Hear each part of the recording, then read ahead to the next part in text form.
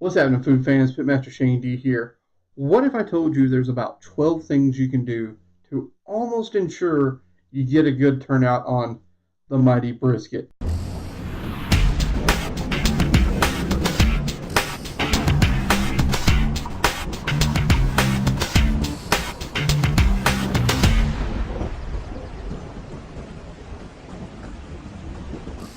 Today, I want to talk about what I do when I'm doing what I call home brisket or catering brisket.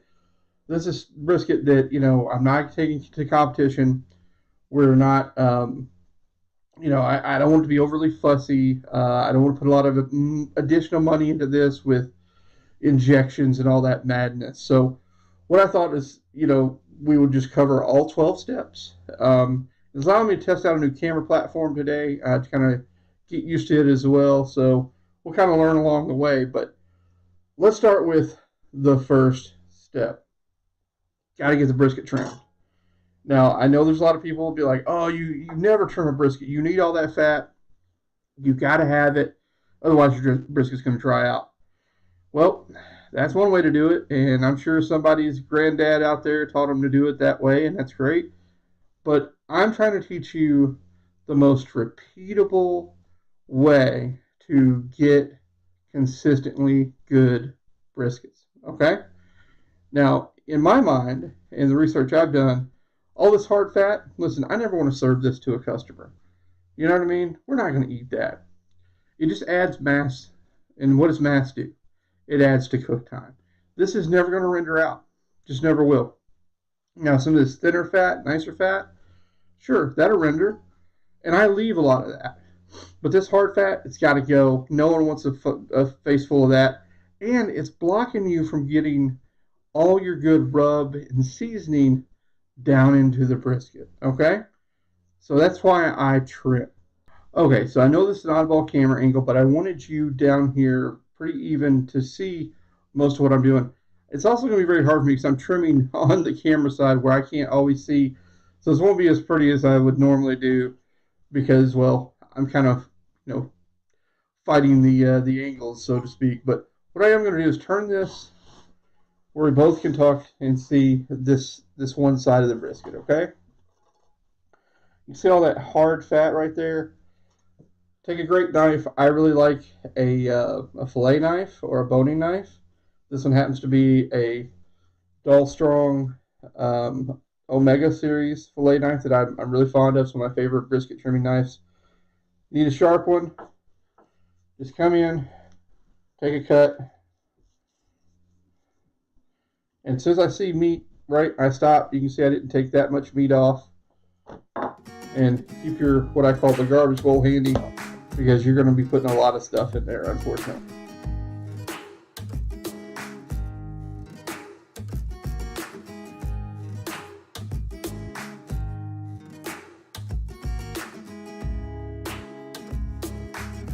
Now, I know some of you are going to comment about the angle. I'm cutting back toward myself. I'm going to stab myself.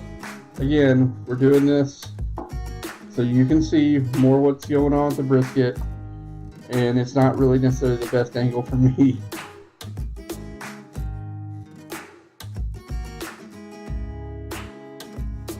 So, let's talk about some of the myths real quick about brisket. Let's start from the selection process. Now, some people are going to tell you got to use the bend test. And what is that? Well, when you pick up the old mighty brisket, it's got a good bend to it. Well, guess what? Most briskets are going to bend, especially when they're not wicked cold. So it's going to be tough to get one to bend sometimes in the freezer section. So I don't necessarily use that as a guide. Have I picked up briskets and bent them before just to see? Sure. But honestly, the more I cook them, the less I think that bend test is applicable, because frankly, as soon as you get some of this hard fat trimmed off, which is what keeping it from bending anyway, it's more than pliable. So that's another one of those kind of things I call bro science, right? Somebody on a TV show said it, and it sounded scientific enough. Another one I laugh at a lot is You pay attention to what side of brisket you get, because cow lays on this side versus the other side, and it makes a big difference in the tenderness.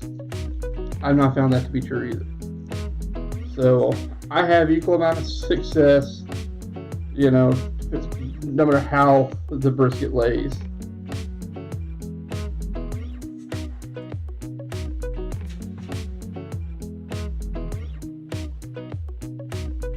Some questions you'll get, I typically is like, what's the difference between a point and a flat? This is the flat. Why is it called a flat? Well, it's flat. Where's the point or the decal? It's this piece here that should come to a point. They don't always. Sometimes they cut them off and they look a little stubby. So it doesn't hurt anything. It's still what it is. So don't sweat that. Once I get to this point, now there's a whole ton of fat between the decal and the flat that we're going to work on right here, and we'll get to that in a minute. But I like to come back over here. Let's turn this around to where you can see again, and I'll show you some interesting pieces that just out of habit that I trim out. Okay, number one, any piece that looks brown or discolored. I don't know if you can see that. It may not make a lick of difference, but this is one of my Shandy mythology things, right? That I just prefer to go ahead and get rid of that, just in case it has an off flavor.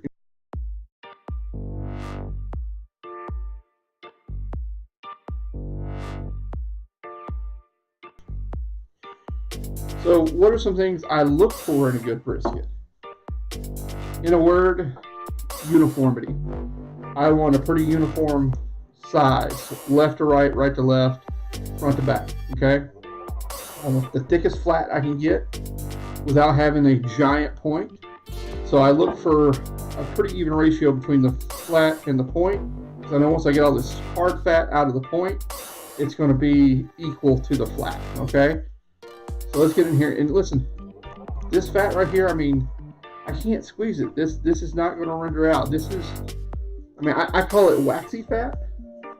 It's basically like, crayons.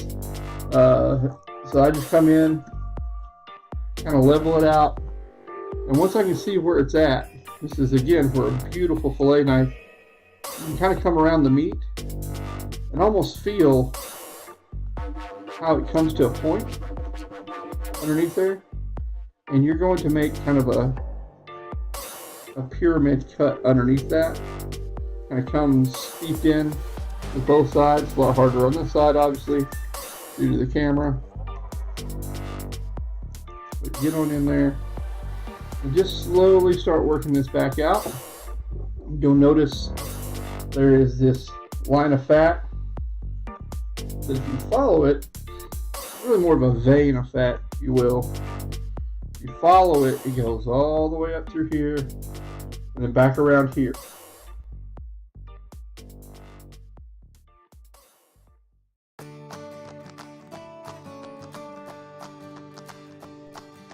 One other thing I'll do while I'm in here, you'll notice my flat, I don't know if you can see the grains, it's all running this way. All running this way, okay?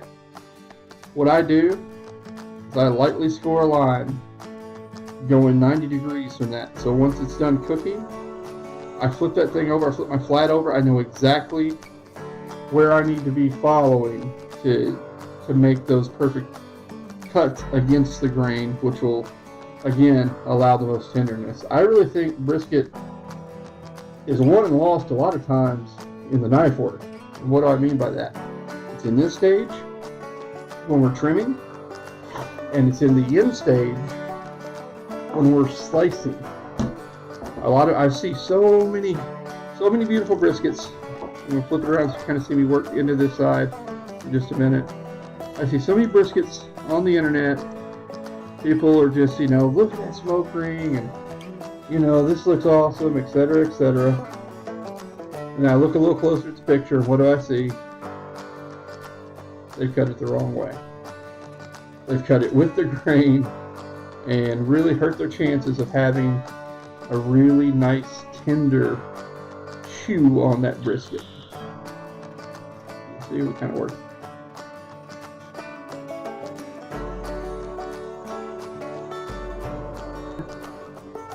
You'll notice my cuts, I'm not taking much meat off. I can feel the difference. That's the beautiful thing about a nice flexible knife.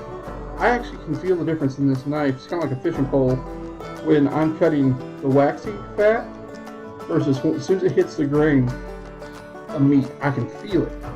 And that really helps me to come in, to adjust the angle of the cut and to come up more shallow if I need to, if I'm getting a little deep. So your knife will make a difference here.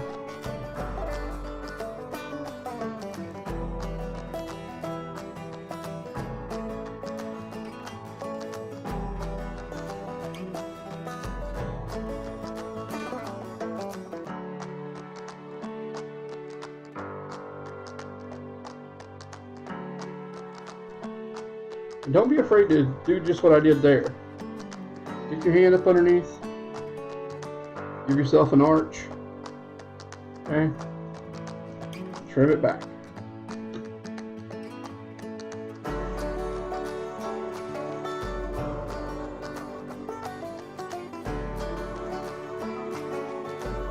I'll take this point all day long and not make burn ends out of it.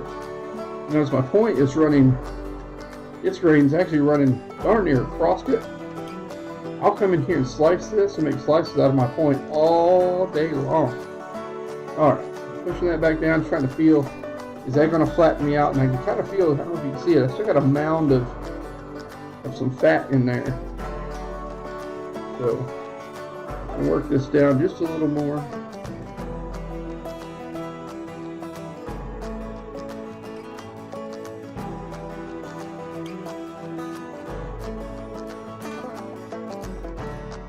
Once I get her laid down pretty good, I call it. So, flip this beast back over, take a look. Now, I'll cut in a small shot here so you can see before and after how tall this brisket was when we first started. Because you can barely see all of me. Maybe the brisket was probably this tall. And there's a lot of fat in it. So, as we can tell, there's a lot of fat in it. That's a good 3-4 pounds of fat. What's some other good tips? I get asked all the time, what briskets do I buy? Prime, choice, Wagyu. Well, Wagyus are great, and if you're going to spend the money on them, I wholly recommend you call someone like Kevin at the butcher shop and let him hand select one for you, as opposed to using some of these other mail order kind of places. Customer service there is phenomenal, and what you get, in my opinion, is better. So that's step one. What's step two that makes the big difference? Dry brining. Okay? I'm not going to inject this brisket. I'm not going to, hey, Gary and Cosmo can make a great product. I love you, brother.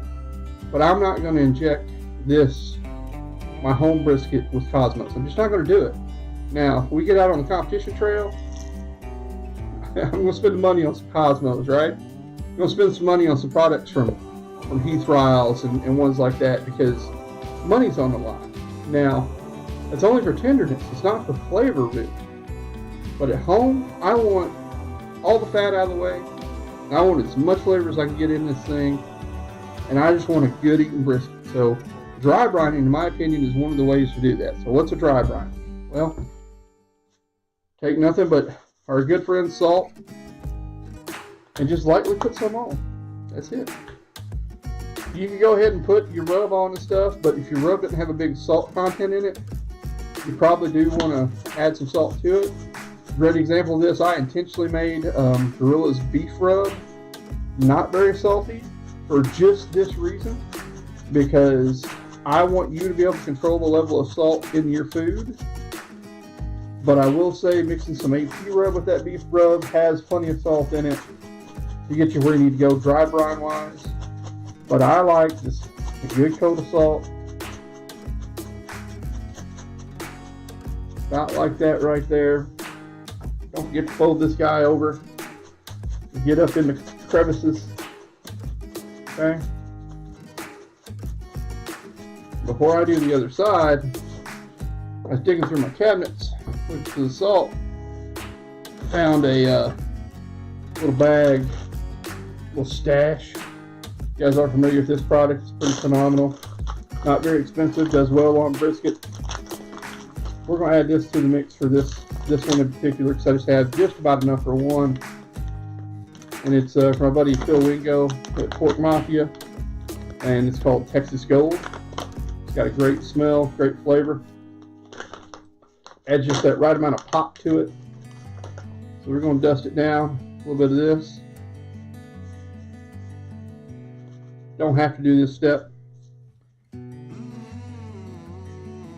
Just get her on there good. I'm going to make a mess on this table. Should put this in the pan already.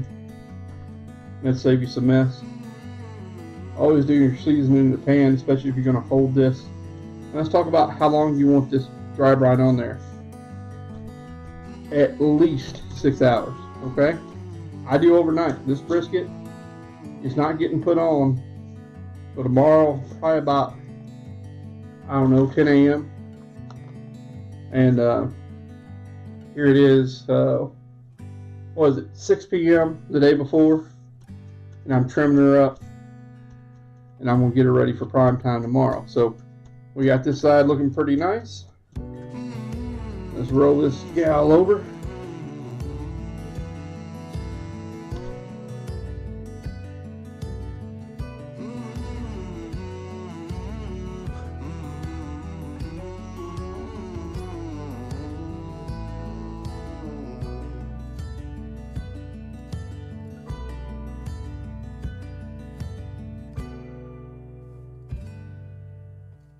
And that's it.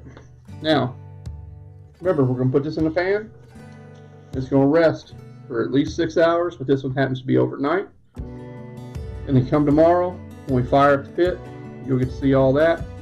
And we'll rock and roll.